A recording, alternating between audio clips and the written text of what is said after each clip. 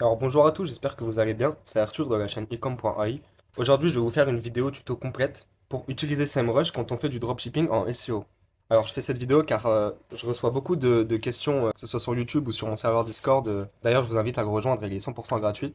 Comment pouvoir utiliser SEMrush simplement. Alors si vous n'avez pas encore vu la vidéo, je tiens à vous préciser que j'ai trouvé un moyen d'obtenir SEMrush à 1,80 € par mois. Ça se passe directement sur Noxtooks, je vous mettrai le lien en description.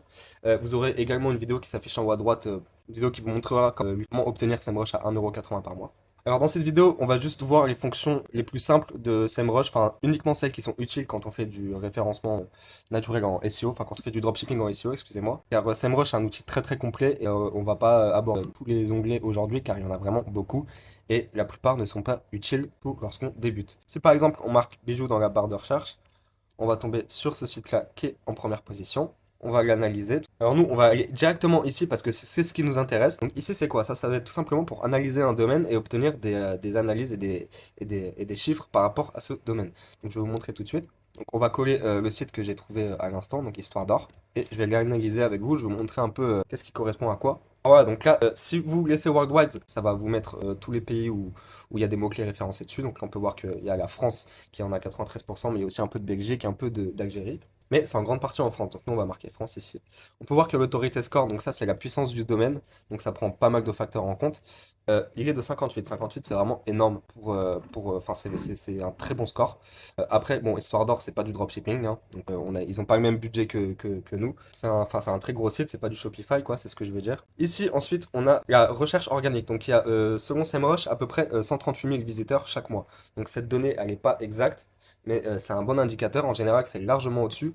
Donc vous pouvez facilement, là de vue comme ça, je pense, entre 150 000 et 200 000 facile par mois, voire même peut-être un peu plus, et ça prend pas en compte la publicité. Là, ça prend un peu, mais SEMrush détecte pas très bien cette métrique.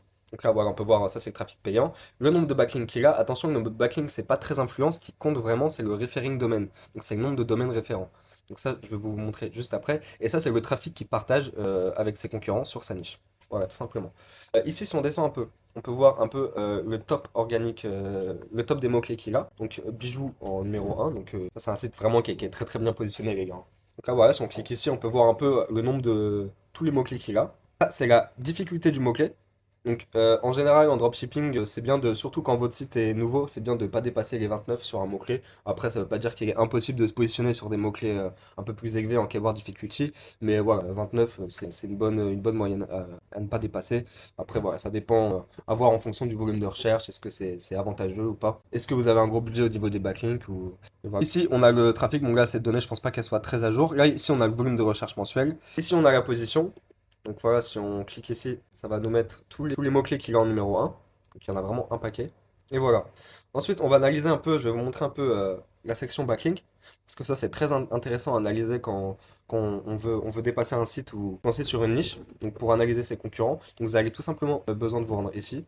Et vous allez un peu pouvoir analyser son profil de lien. Bon, SEMrush, c'est pas le top pour analyser des liens. Le mieux, je trouve, moi, que c'est Majestic. Mais vous pouvez l'avoir également avec Noxtooks. Donc on peut voir que son profil de lien, bon voilà. Bon, j'ai pas besoin de l'analyser lui parce que c'est un énorme site, je sais très bien qu'il a un très très bon profil de lien, mais voilà, c'était pour vous montrer un petit peu. Donc là en gros c'est des liens en nofollow, donc ça Google les prend pas forcément en compte, donc ça a pas ça a pas vraiment d'impact au niveau du SEO. Donc de toute façon on peut voir qu'il l'a perdu. Par contre ça c'est ces liens-là, vous voyez ça c'est du dofollow, donc ça veut dire que Google les suit et ça apporte beaucoup de jus à son référencement, enfin à son site tout simplement.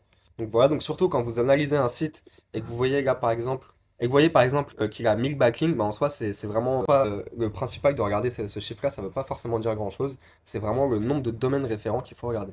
D'ailleurs il en a pas tant que ça, mais il doit avoir vraiment que des bons liens. C'est vraiment ouais. Donc voilà, ça c'était pour l'analyse de site. Ensuite si on retourne ici dans le domaine overview, on va descendre encore un petit peu. Ici on peut voir le pourcentage de mots-clés en fonction de l'intention. Donc là c'est des mots-clés informationnels. Navigationnel, ça c'est tous les mots-clés qui renvoient vers le site. Donc ça va être des mots-clés où dedans, typiquement, il va y avoir le mot histoire d'or. Des mots-clés commerciaux et transactionnels. Donc ça, les deux, c'est la même chose. Le bon ratio à avoir, c'est 50-50 en général. C'est pas tout le temps facile de rester à 50-50, mais c'est le ratio qu'il faut essayer d'atteindre et de garder dans le temps. Donc voilà, surtout quand vous faites votre recherche de mots-clés. Après, bon, voilà, ça c'est une donnée qui n'est pas forcément exacte de la part de SEMrush, c'est juste à titre indicatif. Sur un mot-clé, il peut vous marquer que c'est un mot-clé international, mais ça peut très bien aussi être un mot-clé commercial. Je vais vous montrer un exemple. Regarde, lui, bijoux pas cher, bijoux argent pas cher femme, il met en informationnel. Mais bijoux argent pas cher femme, c'est typiquement un mot-clé transactionnel, hein. Donc faites attention à ce niveau-là, à vous d'analyser ça. Sur SEMrush, c'est vraiment un titre indicatif, c'est pas toujours exact. Et là, vous avez la preuve que ça ne l'est pas du tout. Bijoux argent pas cher femme, justement. Le fait qu'il n'y ait pas cher dedans, et voilà, ça c'est un mot-clé qui est vraiment transactionnel. Faut que vous arriviez à avoir en fait cette logique de, avec chaque mot-clé que vous allez choper pour, vous allez essayer de travailler sur votre site web, il faut vraiment vous dire quelle est l'intention réelle de celui qui la tape derrière. Voilà, ça c'est très important à tenir en compte. Donc là, typiquement, ça c'est un mot-clé de long trend. Donc long trend, ça veut dire que c'est un long mot-clé. C'est un mot-clé où, typiquement, si vous voulez vous lancer dans la niche des bijoux en argent, là, vous allez pouvoir ranker très facilement dessus. Bon, il y a Histoire d'or devant vous, mais voilà. Mais si vous faites un site, par exemple, votre nom de domaine, c'est bijoux argent pas cher femme, bon, bien sûr, c'est pas le truc à faire, mais là, vous allez ranker en numéro un tout de suite, et vous allez très potentiellement dépasser Histoire d'or, parce que ça, Histoire d'or, c'est un site plutôt de bijoux généraliste. Alors que si vous vous spécialisez vraiment dans les bijoux en argent pas cher, là, Google vous mettra en avant sur tous les mots-clés qui sont liés en bijoux argent pas cher. Voilà. Voilà, ça c'était pour les intentions de recherche. Ici, ça va être très très intéressant, surtout quand vous allez analyser des sites concurrents ou même analyser votre propre site, vous allez pouvoir voir directement quels sont vos concurrents directs aux yeux de Google. Donc là, voilà, on peut voir que son compétiteur principal à lui, c'est Marc Orion, donc il partage vraiment une grosse partie des mots-clés, voilà, 50%. Ensuite, Mati, Cléor, Manija Bijoux, bon, voilà, ça c'est des grosses bijouteries. Et voilà, donc pour cette page-là, voilà, c'était à peu près tout ce qu'il y avait d'intéressant à analyser. Là, ici, on va pas faire trop compliqué. Voilà, on va passer ensuite au Keyword Overview. Donc ça, pareil, ça va être plus pour votre recherche de mots-clés que d'analyse de site. Mais pareil, vous allez pouvoir trouver des niches en faisant des recherches directement ici. Donc je vais vous montrer un peu comment faire. Par exemple, vous voulez vous lancer dans la niche de la décoration jungle. Voilà, vous allez tout simplement marquer décoration jungle. Et on va faire recherche. Ah, donc on peut voir que c'est un mot-clé à 210 de volume de recherche, ok, et qui a un keyword difficulty de 21, d'accord. Donc là, ensuite, on va descendre un petit peu et on va voir un peu tous les mots-clés qui sont en relation avec la décoration jungle pour voir un peu quel type de catégorie on pourrait mettre dans notre site et un peu sélectionner les collections. Est-ce que ça serait une niche rentable ou pas? Donc on peut voir que sur le mot-clé en broad match décoration jungle, voilà, il n'y a pas grand-chose. Par contre, si on met all keyword, donc là, ça va mettre les mots-clés en relation, les phrases exactes, etc. On peut voir qu'il y en a déjà un peu plus. Donc là, c'est pareil, ça vous donne des idées de niche. Donc là, voilà, on n'est pas sur des très gros volumes, mais si on cherche un peu, ça c'est une niche qui fonctionne très très bien. Et je connais des sites qui sont assez bien référencés sur pas mal de mots-clés à des forts taux de recherche par mois. Voilà, et en fait, ici, c'est comme ça que vous allez trouver des idées de mots-clés, des idées de niche, pourquoi pas. En fait, c'est en vous promenant un peu sur les différents mots-clés. Bon, là, j'ai pas choisi forcément une très très très bonne niche, mais voilà, c'est pour vous montrer un peu le cheminement. Là, vous avez les SERP, donc le premier site qui tombe en première position sur DecoJungle, c'est Amazon. D'ailleurs, ça m'étonne un peu. Attendez, je vais vérifier. On va mettre le VPN. On va marquer DecoJungle tout simplement. Voilà, si vous n'êtes pas en France, hein, surtout mettre le VPN. Mettez un VPN dans le pays où vous voulez, où le mot-clé se trouve, parce que sinon, ça ne sera pas les mêmes résultats de recherche. Voilà.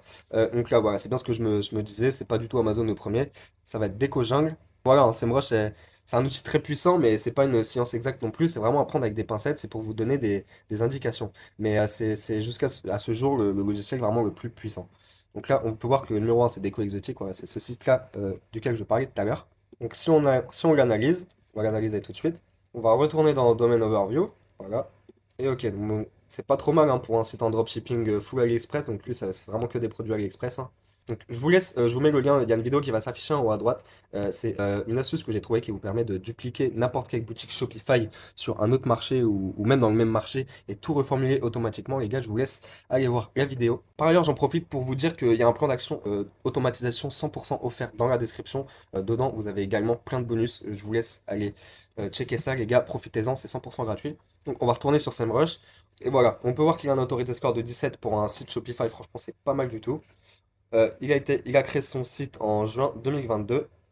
Le pic qu'il a obtenu, c'est 258 mots-clés en première position et il s'est mangé un redressement de Google un peu méchant, mais ça va. Et il est passé de 258 à 115. Mais ça reste toujours pas mal. Lui, il doit faire pas mal de ventes, franchement. SEMrush, il indique qu'il a 3,3 mille visites mensuelles, mais je pense que c'est beaucoup plus. On peut voir qu'il a pas mal de backlinks aussi. Ça joue beaucoup sur son autorité score et sur le nombre de mots-clés qui chope directement, hein. Les gars, ne jamais négliger les backlinks. 50% du taf que vous allez faire, 50% du SEO, c'est tout ce qui va se passer sur votre site, donc le on-site. Et le reste du taf, c'est tout ce qui va se passer en off-site, donc ça va être tout ce qui va être les backlinks, tout simplement. Donc là, pareil, on peut voir un peu tous les mots-clés sur lesquels il est positionné, donc déco exotique, Amazonie forêt. Là, typiquement, vous voyez, il est positionné numéro 1 sur ce mot-clé-là. Sur ces mots-clés-là, là, vous voyez, mais c'est pas du tout des mots-clés commerciaux. Vous voyez, là, c'est marqué commercial, mais ça ne l'est pas du tout. Il faut avoir la jugeote de se dire que, voilà, même si SEMrush indique que c'en est un, voilà, Forêt amazonienne, vous vous doutez bien que c'est pas du tout un mot-clé commercial, et ça n'a vraiment aucun intérêt de se positionner sur ce mot-clé-là. D'ailleurs, je pense qu'il l'a chopé grâce à un article de blog. On va aller voir ça tout de suite. Voilà, bon, j'ai un peu galéré à retrouver le mot-clé, mais vous voyez, tous ces mots-clés-là, c'est grâce à des articles de blog. Pareil, les articles de blog, jamais négliger ça, ça vous ramène pas mal de jus SEO, un peu de trafic, mais surtout beaucoup de jus, et c'est pas négligeable, voilà. Le fait de faire des articles de blog et dedans mettre des liens vers vos pages de collection, pareil, ça va pousser vos pages de collection, les gars, et ça va vous permettre de ranker plus rapidement. Donc voilà, c'était tout pour vraiment, c'était un petit tuto, mais j'espère qu'il vous aura été utile pour ceux qui débutent sur SEMrush. Encore une fois, n'hésitez pas à aller regarder ma chaîne, je suis sûr que ça peut vous intéresser si vous faites du SEO. Je propose vraiment un contenu différent de ce que vous trouvez actuellement sur YouTube. Je suis vraiment dans l'automatisation et uniquement le référencement naturel avec le dropshipping. Je fais vraiment rien d'autre. Donc si vous êtes dans cette niche-là, les gars, franchement, allez jeter un œil à ma chaîne. Et voilà, abonnez-vous, ça fait toujours plaisir. Likez cette vidéo. Et voilà, si vous avez des questions, encore une fois, n'hésitez pas. Le serveur Discord est là pour ça et l'espace commentaire aussi. Et sur ce, je vous souhaite une très bonne journée. Ciao, ciao!